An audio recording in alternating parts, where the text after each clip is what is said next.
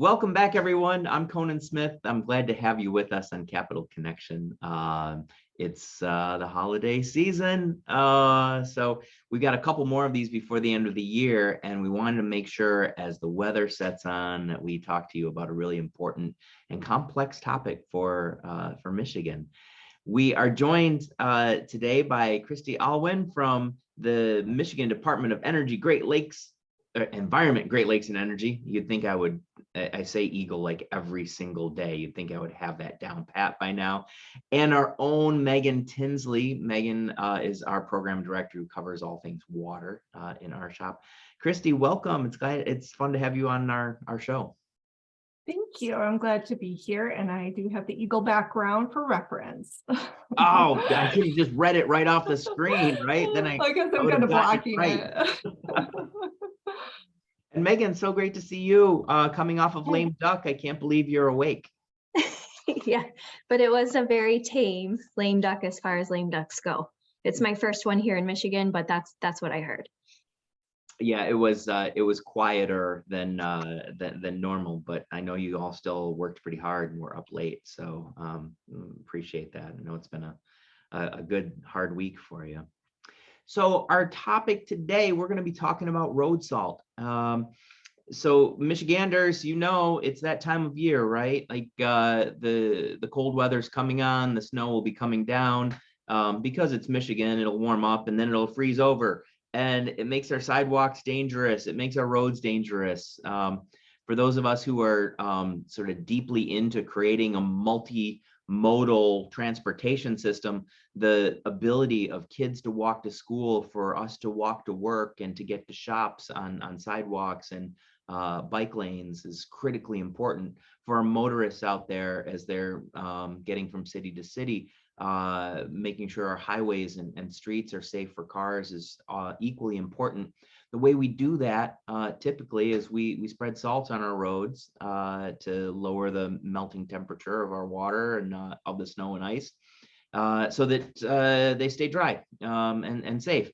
There are lots of literally downstream consequences to all of that salt getting into our system. So we're going to talk today with Megan and Christe about the trade-offs, the push and pull between road salt. And fortunately, there's a lot of really interesting activity going on.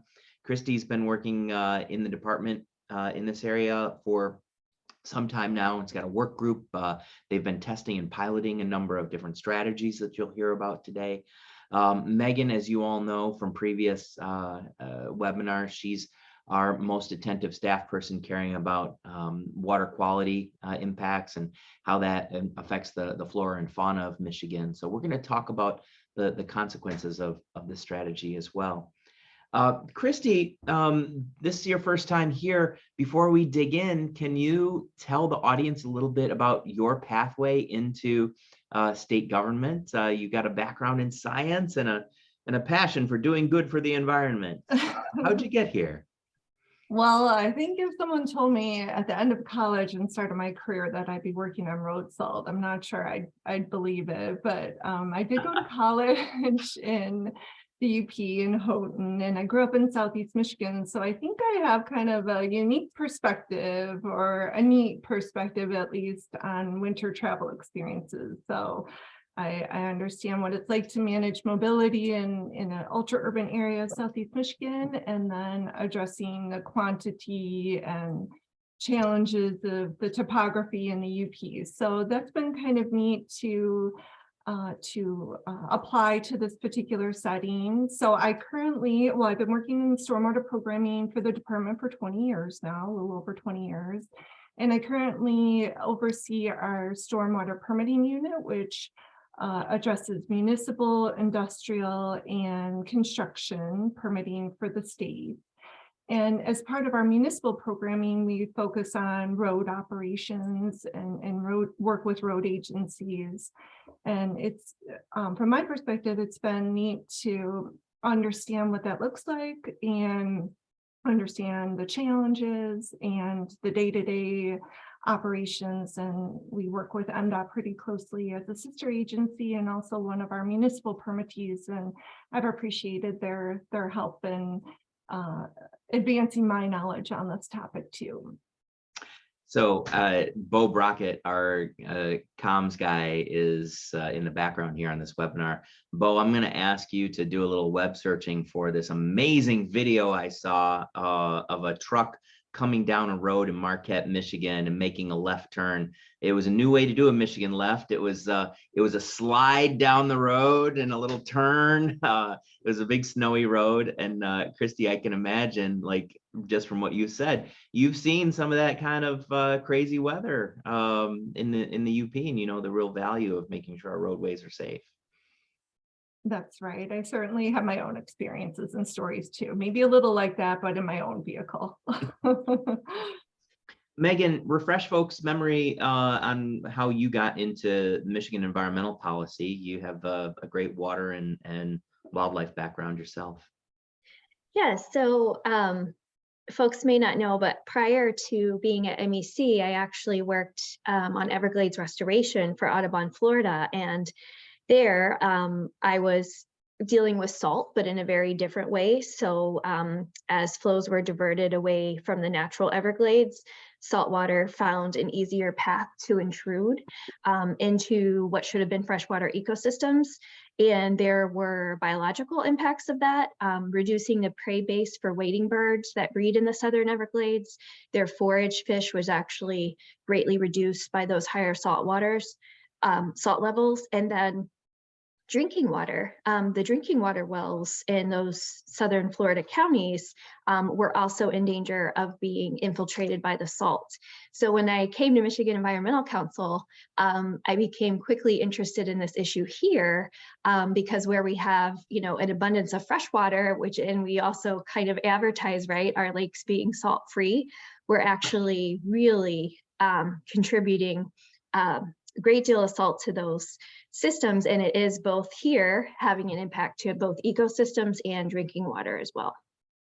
So we may not be quite salt free, but we're still shark free, right?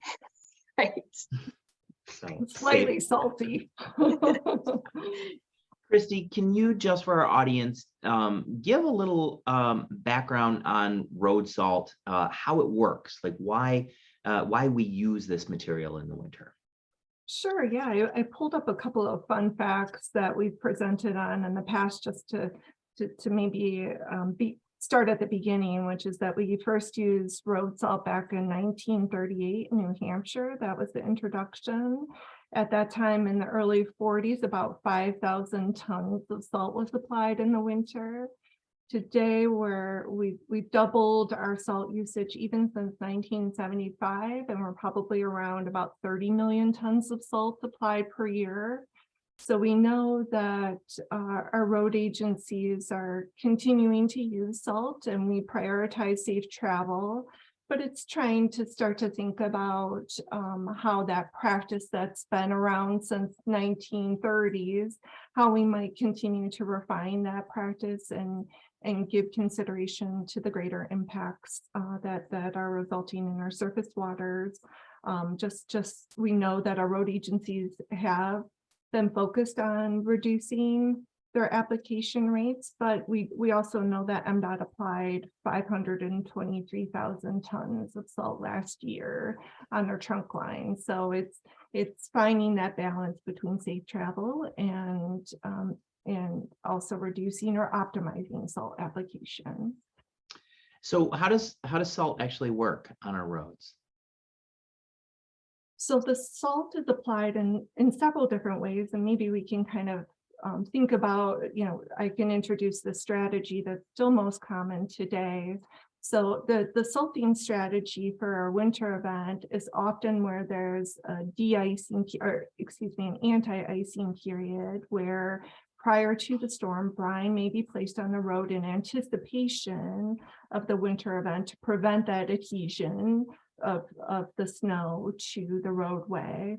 And then once the winter event begins, there's the plowing, which you see, which is great. That removes all the snow so that the actual salt, if that's being applied during the winter event, can adhere to the road. And also a brine is added during the application of rock salt to allow it to better adhere to the road. And that's that melting that's occurring that we all know. But that melting is only as effective as the temperature. So we know that it's most effective in 20 to 30 degree temperatures, a little less effective as you get down to the 10 to 20, and not very effective as you continue to decrease. So that's the other part to this, is just the effectiveness of this traditional salting method is really only as good as the weather event. So the chlorides that we put in essentially are lowering the freezing temperature of the liquid that they're the brine that they're creating, right? Correct. And the different materials we use rock salt, but there are also calcium chlorides that are available that do the same thing. And you mentioned that they have different impact levels in terms of the temperatures that they're effective at. Am I catching all of that the right way? You are, yes. I mean, a big driver in the decision tree of which product to apply is the cost of the product. And, Sure. and rock salt is still the least expensive, even though it is expensive still. And that helps to control the application rate. However, it's still applied. It doesn't change the need to still apply some rock salt or some salting strategy.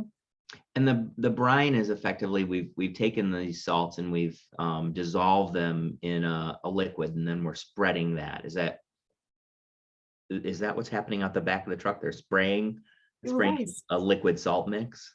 Yes, so the brine mixture is entirely liquid. That is this emerging effort that's ongoing right now. MDOT is piloting a project where they are applying a brine mixture during the winter event. But when we think about that anti-icing, the preparation work before the event, that is applying a liquid brine in advance of the winter event. And that brine typically results in less salt used, and it also has results in less chloride being discharged, because it's not like a salt that's running directly off into the conveyance, the road network conveyance, and ultimately to a surface water. I think it's important to just recognize that the road itself is entirely constructed to convey stormwater. It's in winter weather, that all precipitation in any form as quickly as possible off the road to ensure safe travel, but that also means as quickly as possible into surface waters or wherever the conveyance is discharging. I was going to say we've got both the solid salts and the liquid salts, and the solid salts turn into liquid form. And Megan, they pour into the ecosystem. Those impacts can be pretty intense based on the quantities that Christe is talking about that we're using in any given season. Right. So we're adding salt to systems that should be fresh water. So the organisms struggle to adapt to those conditions. Some are particularly sensitive, like mussels. In Michigan, those are freshwater species. They struggle to adapt to those conditions. It can also lead to a decrease in the prey base, the smaller sorts of little things that other organisms are feeding on. So ultimately, we're ending up with a loss of biodiversity.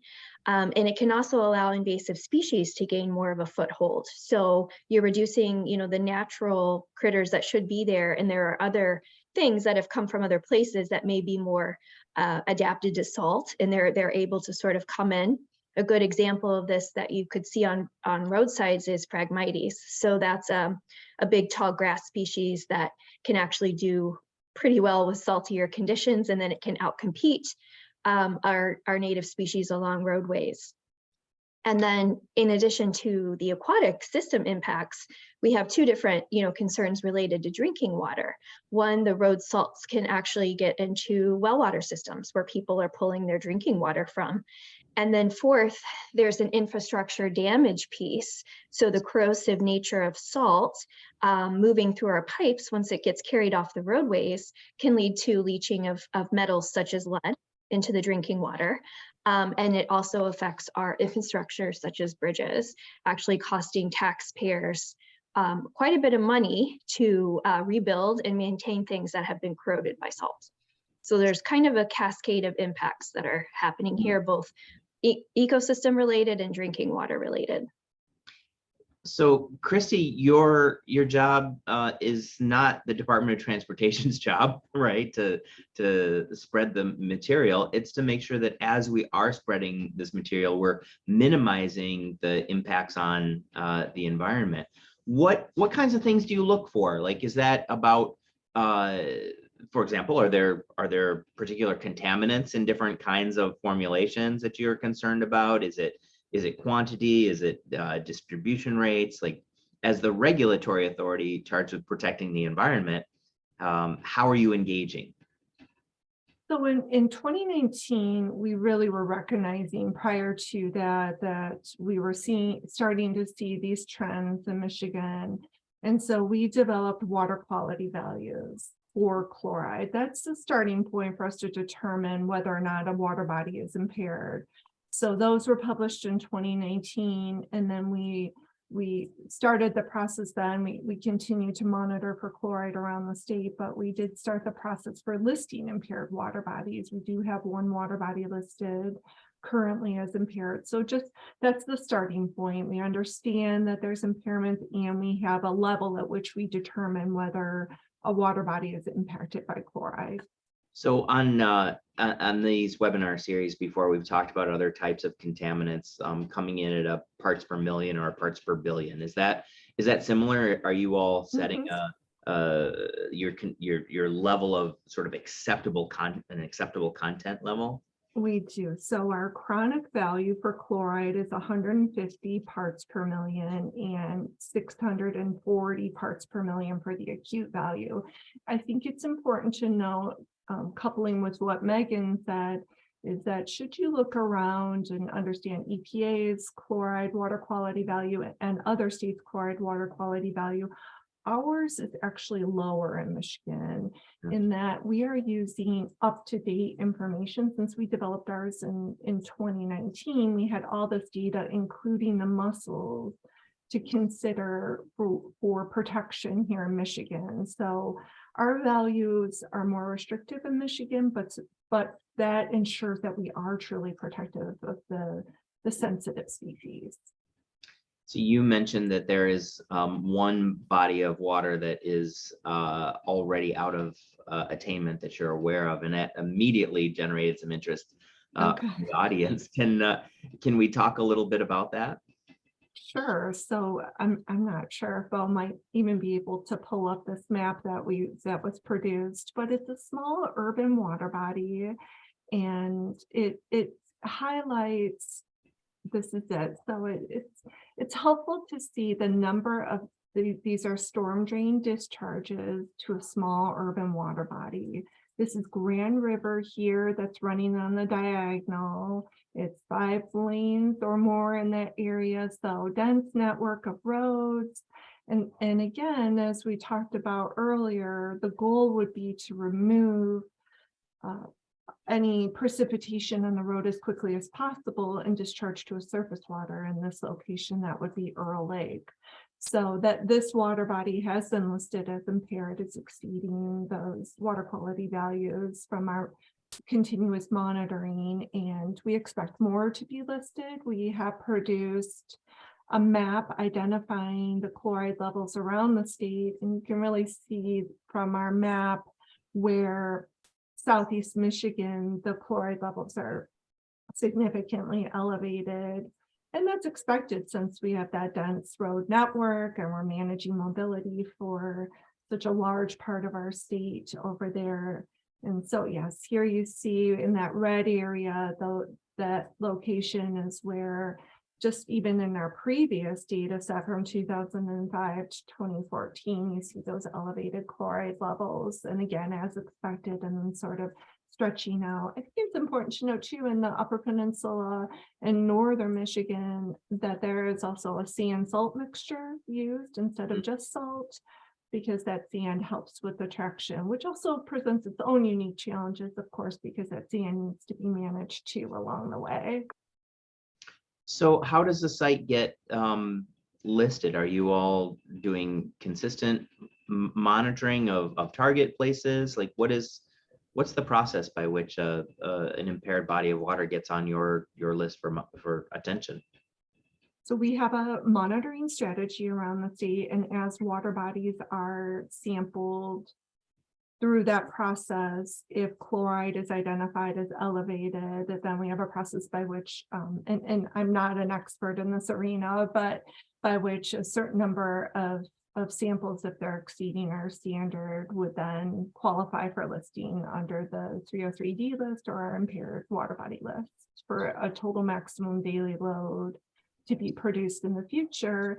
And that's really should a TMDL be developed, that's really kind of still what we're talking about today throughout the whole state, is that we have to find these opportunities to reduce chloride and salt in our urban areas and other areas to also protect in the future. And it's kind of, regardless if there's a TMDL, we still have the same concerns around the state, is that cumulative impact can be expressed in Lake Michigan, it can be expressed in any water body around the state. So there are technical approaches to that, changing to brine usage, for example. Folks want to drive on beets. We grow a lot of beets here. Can you tell us about beet juice as an additive into the strategy?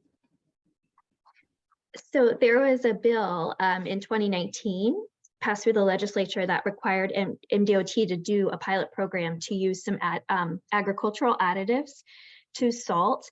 And there's a report due to the legislature in 2025.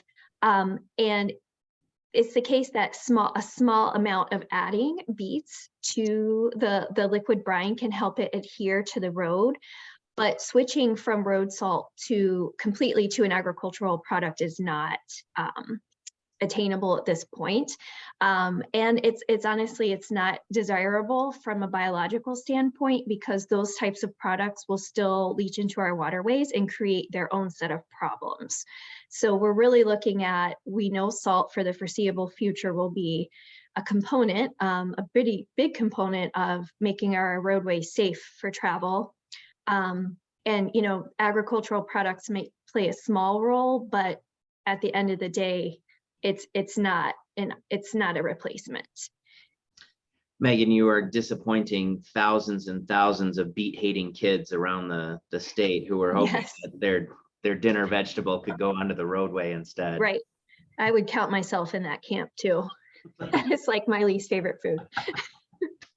So the other solutions here that are not technological or behavioral. So there are lots of things that we can do as individuals and as government entities that limit or reduce the impact of road salts and salts generally. Can you talk a little bit about what we can do as people and as communities? Yes, definitely from a community perspective and from the state agency down, there's opportunity to educate not only from within the municipality on proper application rates, ensuring equipment is properly calibrated so the driver can be assured that their application rate is correct, and then just driver education in general. But then as residents ourselves, we oftentimes receive communication about these winter events through our various social media or email distribution that talks about driving slow, driving safe, preparing for the winter event. Should we do that, that would lessen that burden on needing to apply additional salt to manage the expectation to resume normal driving conditions as quickly as possible.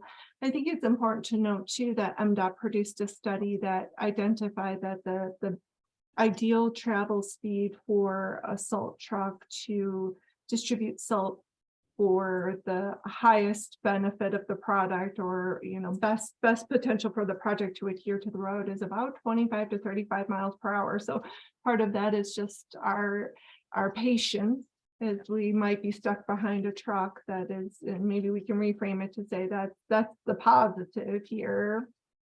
So those type of driver education, municipal education, and we as residents understanding that communication is serving to identify that this is an appropriate action for this particular event. So can we use that caution? Can we remain home? Can we delay our departures on our end? And then even just from a residential point of view, there's some opportunity there. And Megan, I don't know if you want to speak to that.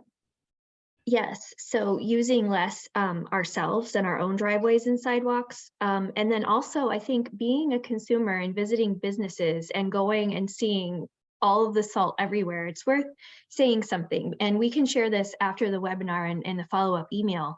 But salt, little grains of salt, if you're using them, you know, as in a residential area, shouldn't be closer than 3 inches together.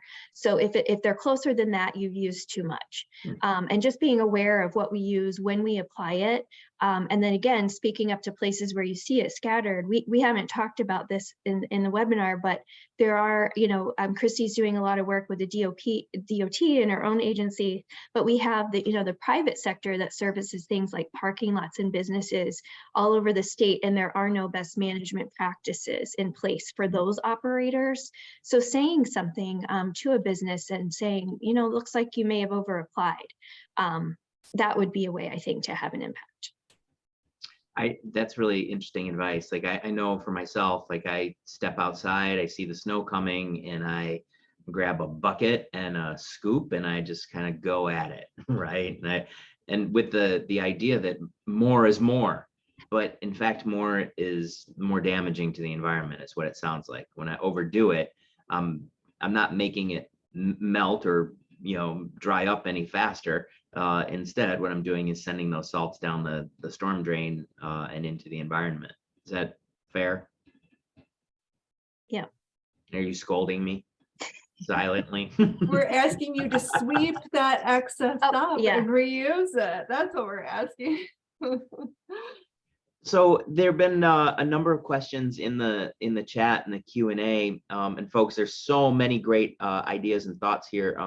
Please rest assured that we will follow up with Christe and Megan and get you the answers to those in the follow-up email that we send behind each of these webinars. One really important question that arose that I'm hoping one of you might be able to address is the impact of road salts on drinking water. So, you know, we talk about these things getting into the environment. Are they eventually coming through the pipes into our homes and impacting public health in that way? Well, I think I'll try, and then Christe, you can add. So if it's a well water source, so you're increasing the salt level of the well water, which is problematic for people, especially with certain health conditions. But in urban areas where the salt reaches the drinking water supply and all the pipes, it's corrosive in nature, and so it can allow lead and other metals to leach out of the pipes, which then ultimately does make it into the drinking water supply. Do you have anything else to add, Christe? No, I think that's great. I mean, one area that we think about is sometimes homeowners, this is a little different. This is thinking about drinking water on the other side. Sometimes homeowners are softening their softened water. Sometimes they have municipal drinking water, but there may be a legacy water softener for some reason that nobody may even know about today. So that's a practice that's not necessary, since the drinking water should be, you know, adequate, and that's just adding more chloride to the distribution system. So I mentioned to you guys as we got on here, I was super excited about this topic because I'm so personally curious, and I'm really gratified to see such great attendance today and so many questions coming forward. We can never get to everything in the very short 30 minutes that we have with our guests. Megan, Christe, thank you very much for spending time with us today. It's been enlightening. Appreciate you guys. Thank you. Thanks for having us. Folks out in the audience, I hope you'll come back next week. We're going to have a roundup of the year with a couple of our favorite reporters, and that's always a lively conversation. In the meantime, you have given Bo and Megan and Christy a lot of work to do with all these questions to answer. Keep an eye on your email for answers to all the things that you've asked us. Thanks for being with us today. Have a fabulous weekend, everyone. Take care.